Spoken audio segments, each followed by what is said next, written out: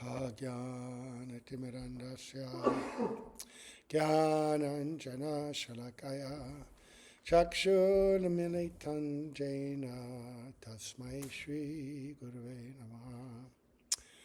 Gurave Gaurachandraya Radhikaye Tadalaye Krishnaya Krishna Bhaktaya Tad Bhaktaya Namo Namaha.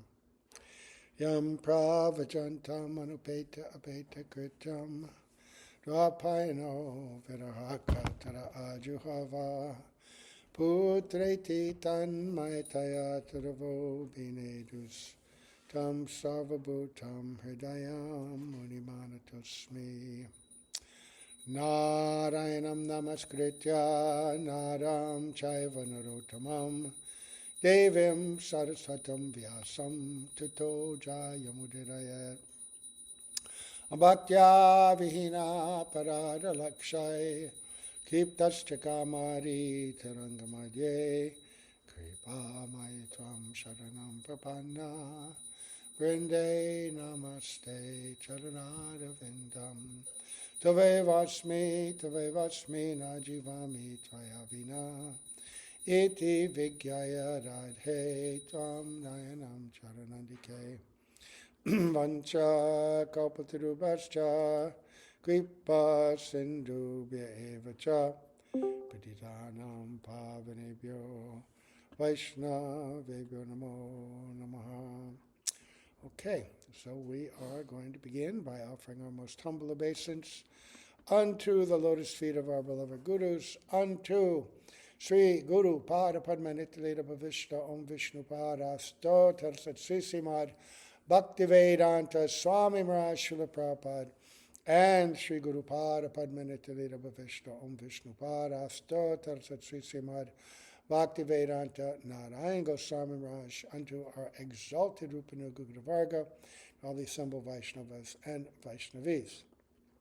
So, we want to continue hearing the glories of Sri Harinam, but also today is the disappearance day of Bhakti Srirupa Siddhanti Goswami Maharaj, disciple of Srila Bhakti Siddhanta Sarasvati Prabhupada, and the guru of our Rasananda Prabhu, Bhaktivedanta Sridhar Goswami Maharaj. And he has a very wonderful history in the Gaudiya Math, most of which I've heard from Bhaktivedanta Sridhar Maharaj himself, one winter staying in Vrindavan at Rup Sanatan Gaudiya Math. He joined that Math when he was pretty young, some teenage boy, and when Sri Siddhanti Maharaj disappeared, then he came and took shelter of Bhaktivedanta Raya Goswami Maharaj. But observing his character and his discipline and his learning and all of his qualities, we could understand, the fruit doesn't fall far from the tree, that he reflected and reflects the qualities of his Guru Maharaj himself. Because Bhakti Swarup Siddhanti Maharaj, he attracted a very high class of disciple. And his history is quite interesting, actually. Now, I hope I get all this right. I haven't heard this in some time. But from what I understand, having heard from Vaisnavas, he was born in a high-class Brahmana family, as were many of the disciples of Saraswati Prabhupada, about 1904 and 1906. So that makes him younger. Our Bhaktivedanta Keshav Maharaj, 1896, our Srila Prabhupada, 1896, something like that. So that 8 years, 10 years, that makes a big difference when you're young, right? If they approached Saraswati Prabhupada when they were young, then, even in their 20s, he would have just been a teenager. So there's a big difference there in the early years. So he had the opportunity to hear from Gaudiya Vaishnavas. I can't remember who initially inspired him, but he became very attracted, and one, I believe, Navadip Parikram, he attended and became very attracted and wanted to join the Math. And he did stay in the Math for some time. But even though he is very intelligent, very educated young man, he felt quite inferior when he joined the Gaudiya Math, because the disciples of Sarasvati Prabhupada were scholars and educated in English and so many other things. And of course, they would have been older than him, and he felt quite inadequate, right? And so whether it was pressure from the family or whether his own desire to increase his qualification, he returned to his family for some time and to acquire further education. And ultimately, I haven't heard the details of his education, but from his later activities, we find out that he was very knowledgeable in Sanskrit and language and philosophy, based on his activities in service to Sarasvati Prabhupada later on. So he was living with his family, but he was also practicing very strictly at home. And he had his neck beads and everything, and his Brahmin thread. And the family, although pious, not unusual for Indian families to equate varnashram duties and worship of the Lord in the home with bhakti, even though you're praying for material benefits and welfare. There's this discussion in the Jaiva Dharma between Lahiri Mahashaya and his son Devi all about that most people in India, even though they have a background, although it's increasingly fading, in the culture of Vedic civilization, most of their worship done in the home is just to promote material happiness and satisfaction. And they very rarely understand the goal of pure bhakti, right? And the detachment that pure bhakti brings about, and the necessity for that detachment, right? Every one of them thinks that you do your duty in your household, you get married, you have your children, you continue the dynasty, so to speak, and in this way, you serve God, and God is very happy. And Ramananda Roy quoted a verse, one of the Puranas, Mahabharata, anyway, Varnashrama Chavataha Purushena Parakpuman Vishnu Aradhate Panta, that by doing one's duty in Varnashram, Lord Vishnu is very pleased. This is the only way to please the Lord. He quoted that. It's the Vedas have so many different verses that are given according to the qualification of the individual. So in some cases they promote karma kanda, in some cases they promote gyan, impersonal liberation, so many different things, because the whole intent of the Vedas is to bring people to bhakti, to pure bhakti ultimately, but in this world people have all different grades of qualification and even disqualification. So since most people are attracted to material pleasures and enjoyment, there's a great deal of instruction supporting that, but with the idea that you have to do it for God, and in that way they get some benefit. They get some bhakti sukriti, so that in some life that may mature. They get an opportunity to serve sadhus in proper varnashram culture, hear from them, even only fleetingly, which creates powerful samskaras, which will bear fruit at a later time.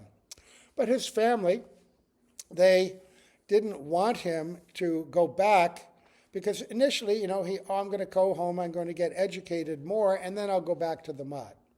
But they didn't want him to go back to the Math. So, just like Narottam Das, just like Raghunath Das, they had him watched constantly, right? And he had no chance to escape or to go and visit or anything. So he's very intelligent. And he thought, somehow or other, I have to make them think that I'm not interested anymore. So he actually cut off his neck beads, right? And kept his devotional practices very private, so that they thought that he was no longer interested. And he spoke like that. Oh, yes, just a passing fancy, now I'm here. I want to do my duty. So they became relaxed and satisfied and happy. So after some time, he said, for a long time I've not seen my sister. His older sister had been married and had gone off to another place, another city. And he said, I would really like to visit. And they thought, oh, how wonderful. He wants to see his sister. Yes, you should go. And they trusted him by this time. So he went down to the train station. But instead of buying a ticket to his sister's place, he bought a ticket to reunite with the Gaudiya Math. But he was even more clever. He didn't want to go to Navadvip because he knew that they would search there first. Navadvip and Calcutta, the main places of Sarasvati Prabhupada. So instead, he went to a distant, small place, Gaudiya Math. And there he stayed for some time. And gradually, he was brought back to where Sarasvati Prabhupada stayed mostly. And then he was put under the instruction or tutelage of Bhaktivivek Bharati Maharaj, who was very senior, sannyasi disciple of Sarasvati Prabhupada, very large personality and very large body. And most of the devotees, the brahmacharis in the ashram, were afraid of him because he was very strict and he would beat them if they did wrong. And so, but young brahmachari, his name was Srirupa brahmachari. That was his brahmachari name. And he served him very nicely, but occasionally he would be beaten. That if anything you do wrong, he would hit him. And all the senior devotees were wondering, oh, this tender young boy, right? How can he take this harsh treatment? And they were afraid that he would leave. So they went to Bhakti Siddhanta Sarasvati Prabhupada and told him, oh, Bharti Maharaj is so harsh.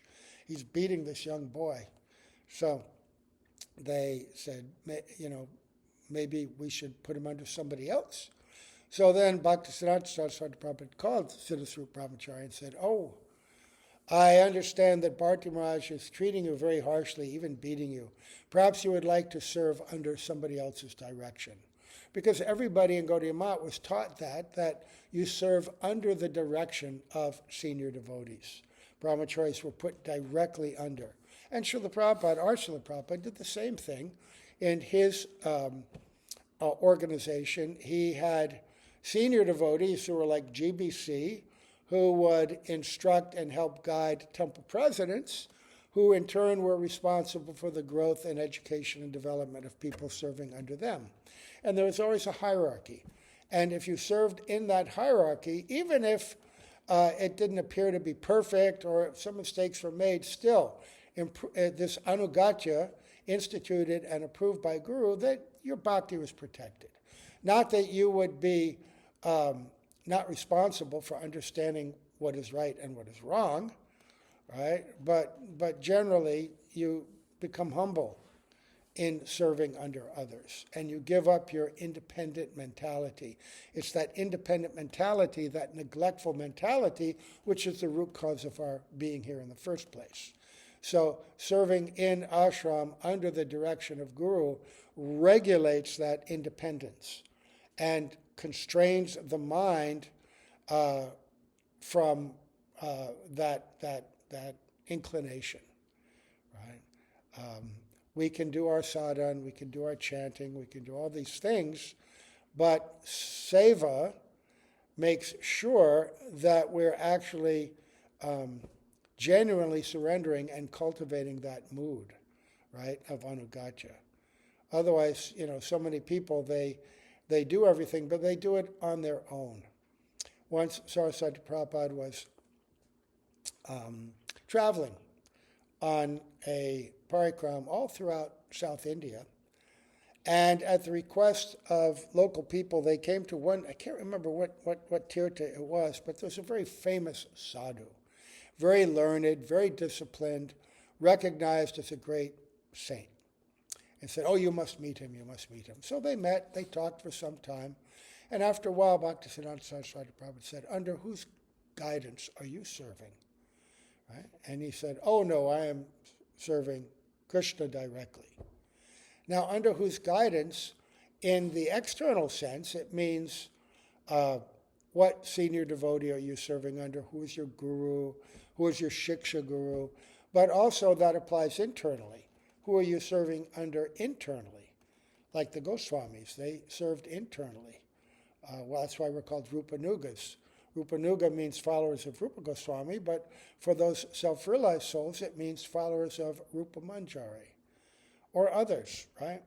And this was made clear in the later chapters of Jaiva Dharma, when Vijay Kumar and Brajanath revealed their internal inclinations. They also revealed who they wanted to serve under in their internal bhajan, Subal, Lalita Saki.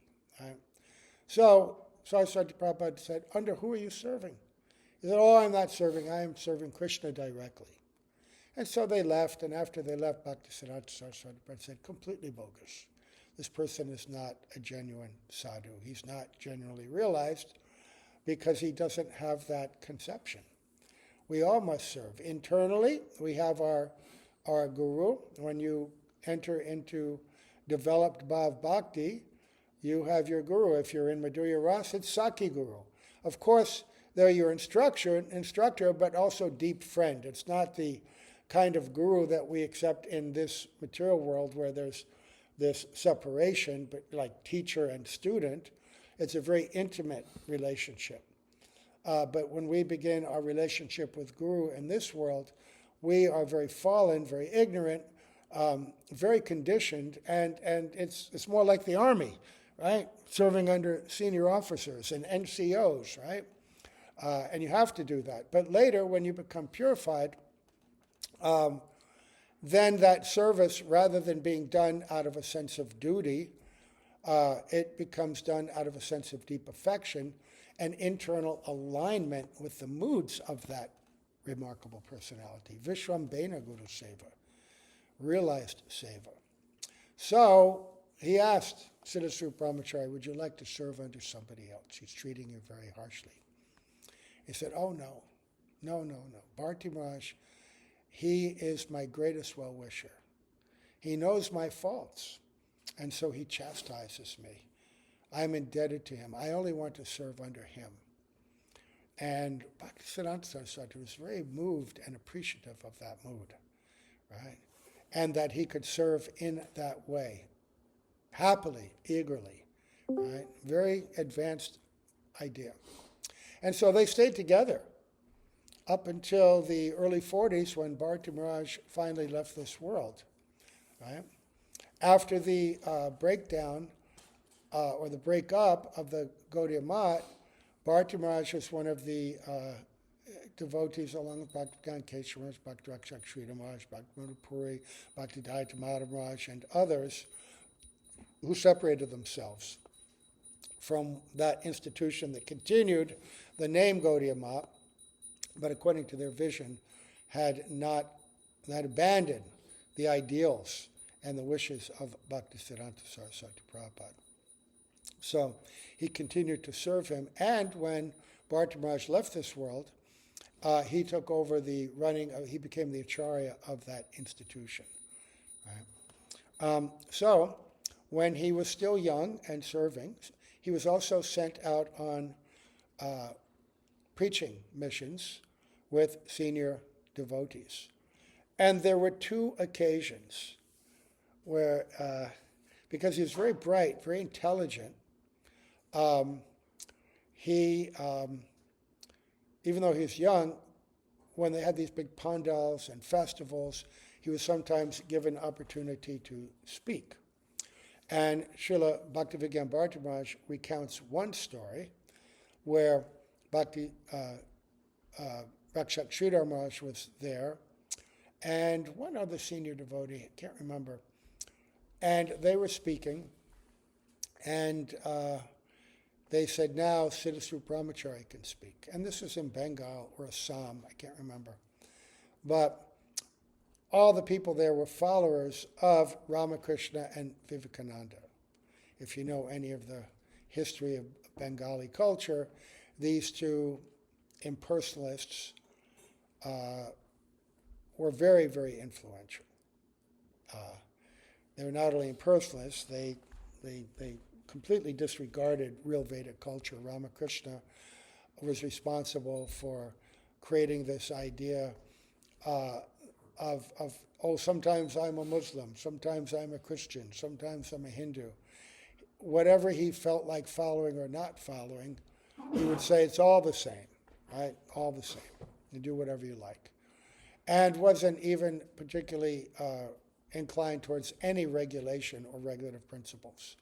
But he passed himself off as a mystic and a siddha and a realized devotee. And because there are no real restrictions, and because of natural charisma and power, so many people were attracted to him. And then Vivekananda was his successor. Vivekananda, having gone to the Western world in the early 1900s and attended the Chicago World's Fair and spoken there, got some disciples. Because in America there was a theosophical movement. In the 1800s, many poets and philosophers became acquainted with Bhagavad Gita and Eastern mysticism and became attracted to it. And so Vivekananda came and cut that profile, if you've seen pictures of him with the big turban. And he was also very learned and very eloquent. And so they got some followers, but followers in the sense that they gave money, right? But there was nothing to follow. There are no rules or regulations. But he did publish works. In fact, the first things I ever read were from him. Very appealing, eloquent language, but no depth to them at all. And so, at any rate, they were at such an assembly, and all the villagers and people were followers. And so Siddhanta Brahmachari began to criticize Ramakrishna. And he called him what? What is it? Ram Chagal? Where he compared him to a goat. You know, because a goat has a long beard, and Ramakrishna had a beard like that. And just blasted their philosophy, just so strongly. It's interesting because Bhakti Siddhanta Sarasvati Prabhupada could preach like that as well. Srila Prabhupada was like that. Sometimes just brutally defeating people. But Prabhupada also told us that I can speak like this because I'm an old man and, you know, I have some position, but you cannot. You have to be more tactful. And different devotees, Gurudev has spoken about Bhaktivedanta Keshav Maharaj, how he would defeat somebody, but oftentimes he would defeat them in such a way that they would not feel so bad. He was very tactful about it. And I saw Srila Gurudev Bhaktivedanta Narayan Maharaj do the same thing in Bangalore one time.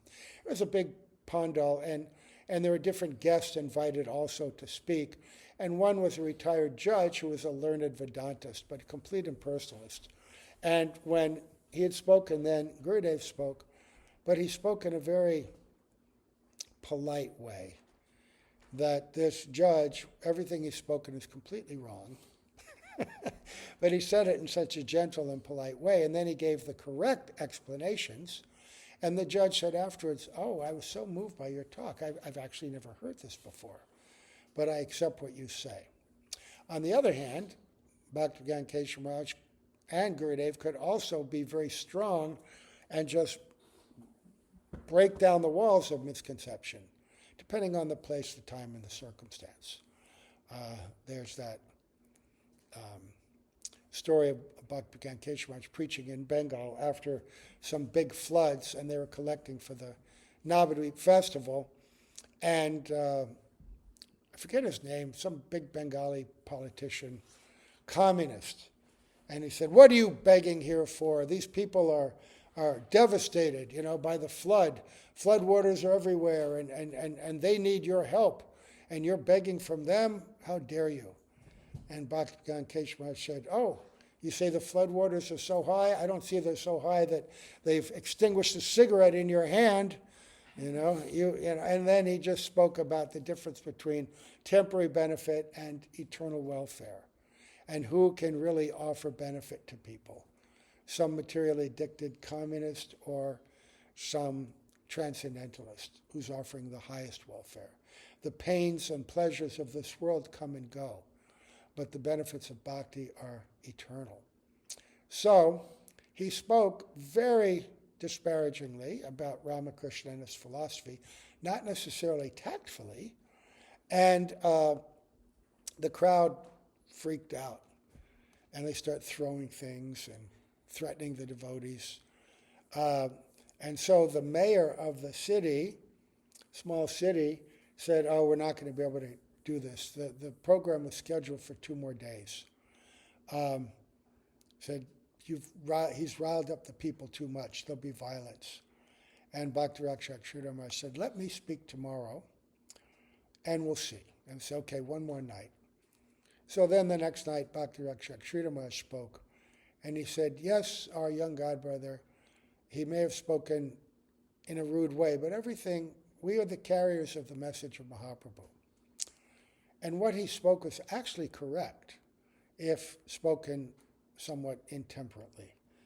And then in a very gentle but completely persuasive way, he validated all the points that Siddhanta Brahmachari had made. Right? So he hadn't spoken incorrectly, just he riled him up too much. And then there was another incident like that as well at another program where he did a very similar thing. And then the crowd was furious. Bengalis can get really emotional. Oh boy, they can get emotional and violent. It's known, everybody in India knows that about Bengalis. I have a godbrother, very dear godbrother, who with his Indian wife was in a train station in Bengal once. And this godbrother, he's very bluntly speaking also, and he was debating with a man on the train station, and the man, Bengali, right, it's in Bengal, and after a while he told the man, you're very foolish, you don't know anything. And the man, all of a sudden, he became so enraged, he shouts out to the crowd, this Videshi has said that all Bengalis are foolish and don't know anything. He hadn't said that, but immediately the crowd starts to form, and then the man starts to get them all riled up. And before you know it, my godbrother and his wife were beaten on the train station, bloody, even their clothes were ripped off. And they were left on the train station, with barely anything on and almost unconscious. So they can get really riled up. So he speaks like that again, and the crowd throwing things, threatening violence. And the devotee who was in charge of the program wrote a telegram to Bhakti Siddhanta Sarasvati Prabhupada. Oh, this young disciple, this Siddhanta Brahmachari, he's spoken like this, and he's ruined our preaching. And Bhakti Siddhanta Sarasvati Prabhupada wrote back, I'm coming by train. I'll be there tomorrow. I'll fix everything. And when he got there, the newspapers had already written all about it. Every little newspaper in the whole city was writing about it. And Gaudiya Mat, Krishna, Gaudiya Mat, over and over. And then when he got there, Bhaktisiddhanta Saraswati Prabhupada saw the articles. He said, oh, this Siddhanta Brahmachari has done service worth lakhs of rupees. Because if we had a lakh of rupees back then was like 10 crores now, It's like millions of dollars. He said, all this free advertising, we never could have got it any other way. Now everybody knows about the Gaudiya Mat, everybody knows about Krishna. He has done very well, right? However they talk about us, this is very good. And he commended him. Later he gave him a title. I can't remember what title it was, but it was something, like the upholder of the faith or, something, one of those beautiful ornamental Sanskrit titles. because he was very adept philosophically as well. And so then Siddhanta Sarasvati Prabhupada also spoke.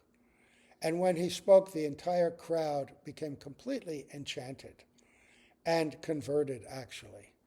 And he said, oh, this Srirupa, he's created this condition by which all this can take place. So he was very appreciative of his uncompromising mood, right? And that's how we should be as well. And his uncompromising mood continued in the way when he did Bharti Maharaj, and he established an organization. Can't remember the name. My brain. Anyway, they had a temple in Navadvip, one in Puri, one in Vrindavan, and their temples are very, very clean, and they're beautifully decorated with those frescoes, the bas relief, the frescoes where it comes out, all the Gaudiya Mats have them. And he would have all Krishna Leela outside the temple, inside the temple, beautifully painted. If you've ever seen any of their mats, very, very beautiful. But in the temple, and Bhaktivedanta Sridhar Maharaj told me that when he was living in that temple,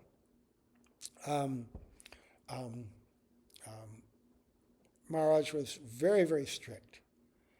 And like many temples and buildings in India, you've got the inside, you've got your windows, and then there's a large overhang and a veranda outside the windows where you can walk.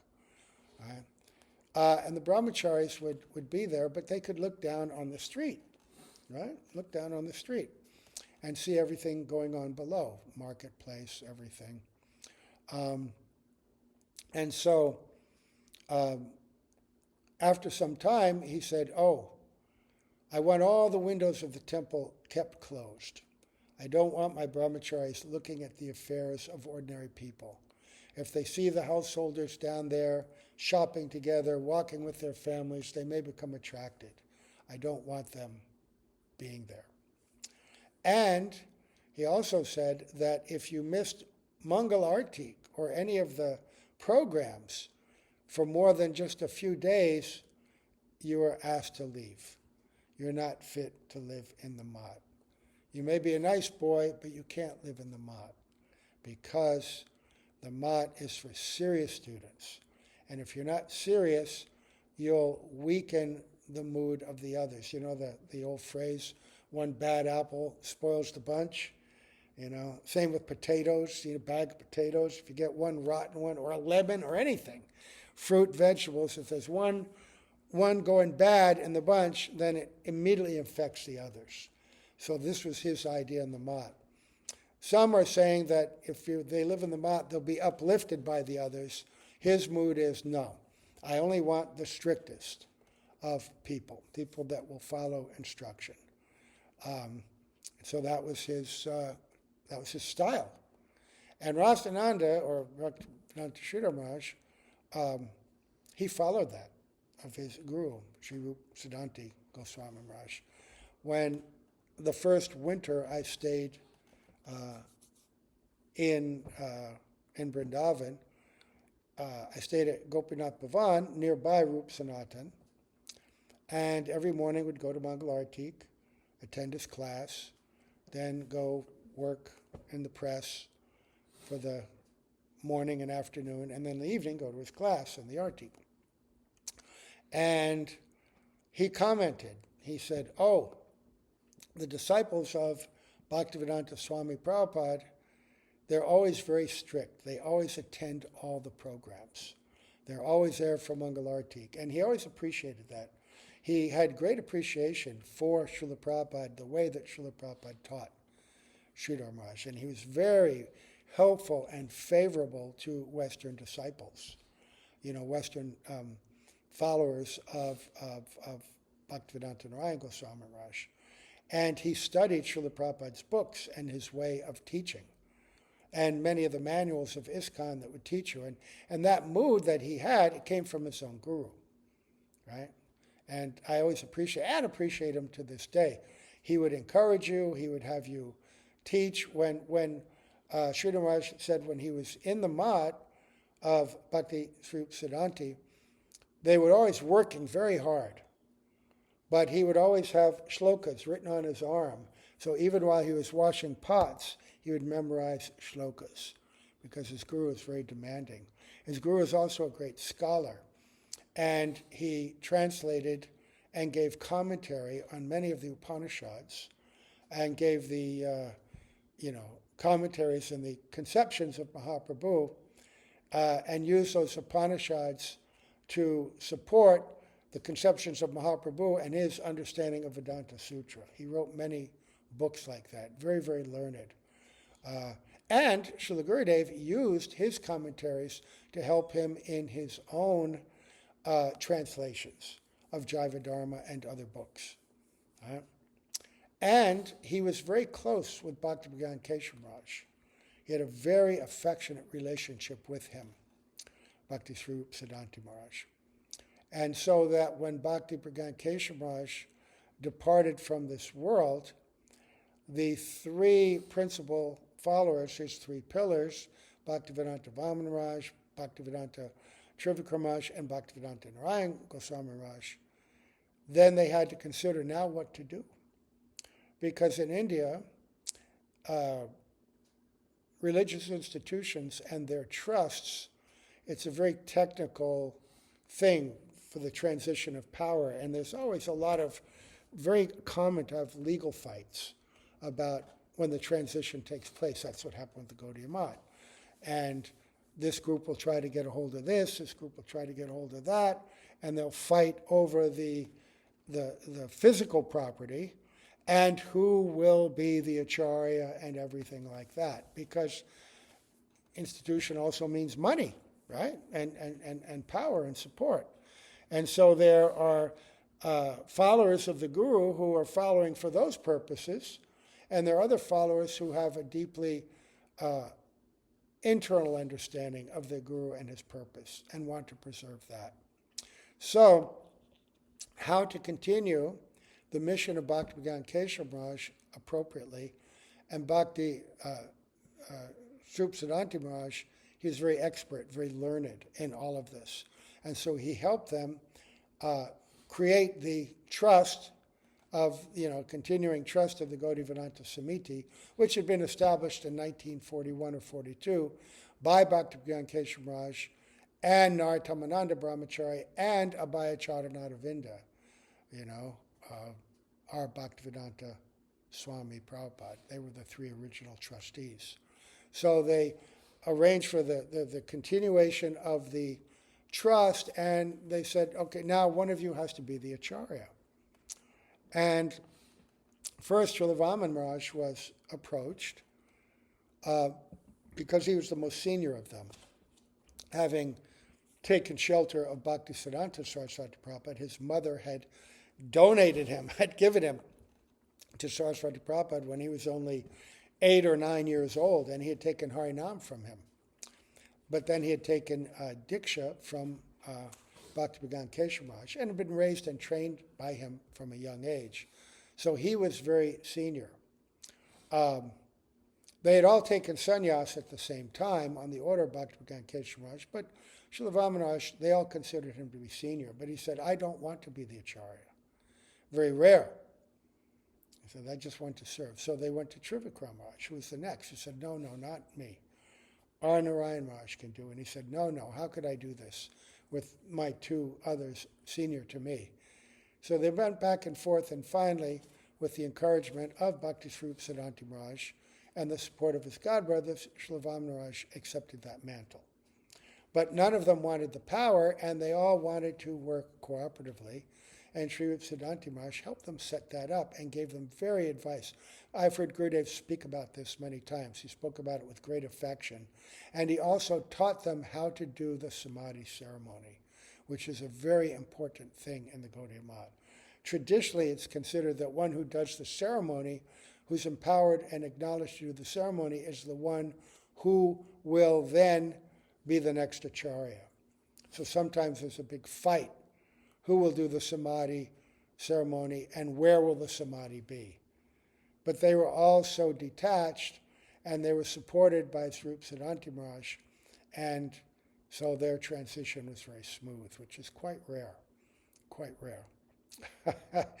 And so he is considered very dear to our line, to, Bhaktivedanta Narayan Maharaj. So much affection to him, felt so indebted to him. And this was the real spirit of the Gaudiya Math. Yes, there were some who fought, some who created problems, but our Srila Prabhupada has said in his purport in Chaitanya Charitamrita, there were two branches of the Gaudiya Math. One followed the order of Sarasvati Prabhupada, the others did not. Right? And so sometimes he would be critical of the broader Gaudiya Math for not cooperating together, but there were others who did cooperate very nicely.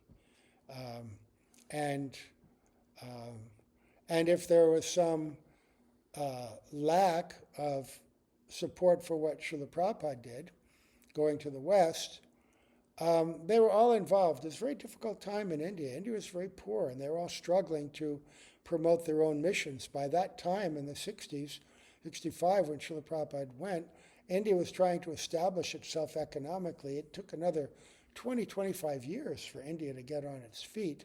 So they were struggling. They had their own missions. And also, in the words of Bhaktivedanta Maharaj, he had been requested by his godbrothers to acquire the land of Bhakti Vinod Thakur in Puri, where he had been living and where Bhakti Siddhanta Saraswati Prabhupada was born, to acquire the land and make a mat there, Gaudiya Math, honoring Bhakti Vinod Thakur and their Gurudev. And they said, you get the land and then we'll all help you to build it. So he was very expert at that, and after incredible endeavor, he did acquire the land. But no financial help was forthcoming from anyone, right? He did it all himself. And it's quite a beautiful mod, actually. And we've stayed there. We've stayed there during different times. But afterwards, commenting on that, he said, my godbrothers have such affection for me that they could have helped me in this seva, but they allowed me to take the entire seva myself, right? This service to our Guru Maharaj. He didn't feel at all put out by it because he had received instruction from Bhakti Siddhanta Saraswati Prabhupada years and years before when he and Bhakti Rakshakshuda Maharaj had gone to a temple where they were going to open the temple and deities, either open it or a grand festival, I can't remember. But it was a huge festival, and Bhakti Siddhanta Saraswati Prabhupada himself was coming. And months before, he had entrusted one devotee in that temple to make all the arrangements. But when they got there a week before the festival, the temple president said, nothing has been done. So-and-so has not done anything. And Guru Maharaj is coming in 1 week. I don't know what will happen. And so Bhakti Rakshakshuda Maharaj says, don't worry, I will arrange for all of the deity worship and all of that, and Bhakti Daita Maharaj, who was still Harigriva at that time, he will arrange for the festival. And so they did, and it went off very nicely. He collected large amounts of bhoga, huge cooking was done, all the guests were taken care of, the deity worship went perfectly, and Bhakti Siddhanta Saraswati Prabhupada was very happy, very, very happy. And he praised the devotees in the temple. And the temple president was very disturbed. He said, this devotee's been praised, but he didn't do anything. You should tell Guru Maharaj. And Bhakti Maharaj, Ayagriva Brahmachari, didn't want to do it. What's the point? It's been done. Prabhupada was pleased. No, you must tell him. Otherwise, this devotee, he won't realize the gravity of his mistake. He should be chastised. So he kept pushing the point. Finally, Bhakti Maharaj said, okay, I'll tell him. And he mentioned it to him. And Bhakti Siddhanta Saraswati Prabhupada said, why are you upset by this? All of this service is yours.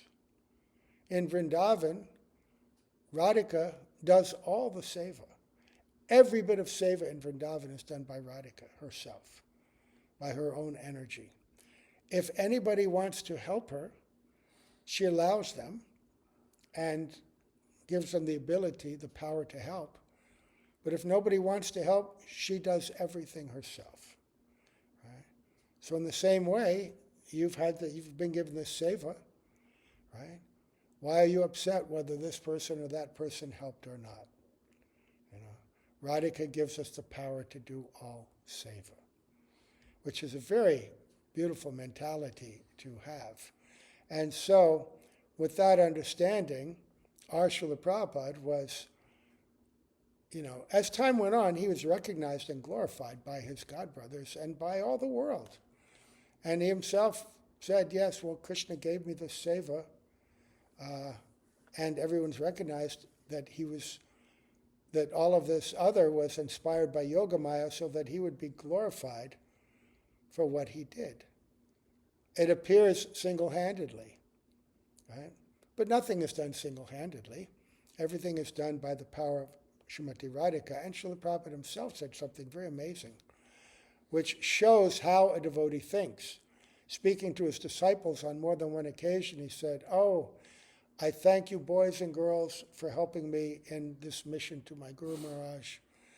I think my Guru Maharaj has sent all of you to help me." Right?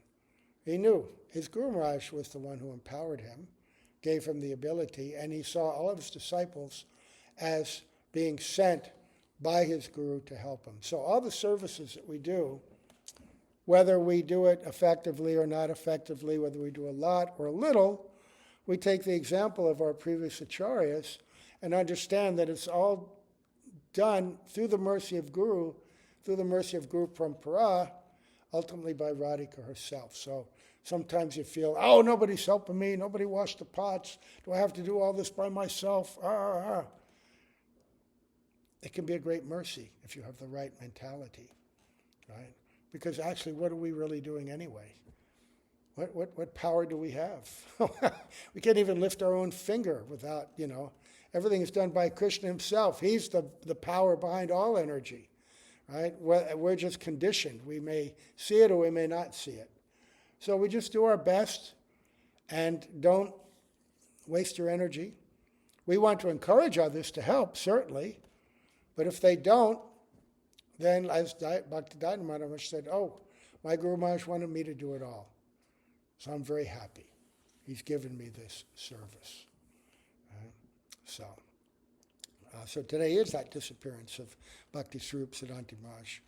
Very incredible disciple, one of many, but we're very fortunate that we have some information of the continuity, his relationship with Bhakti Siddhanta Sarasvati Prabhupada, his devotion to his godbrothers, his willing service under the direction of godbrothers, his taking up the mantle of Acharya at the appropriate time, his dedication to publishing, printing books, to preaching, to helping other devotees, the disciples of his own godbrothers, this very broad and inclusive mood of preaching and of the mission of Mahaprabhu.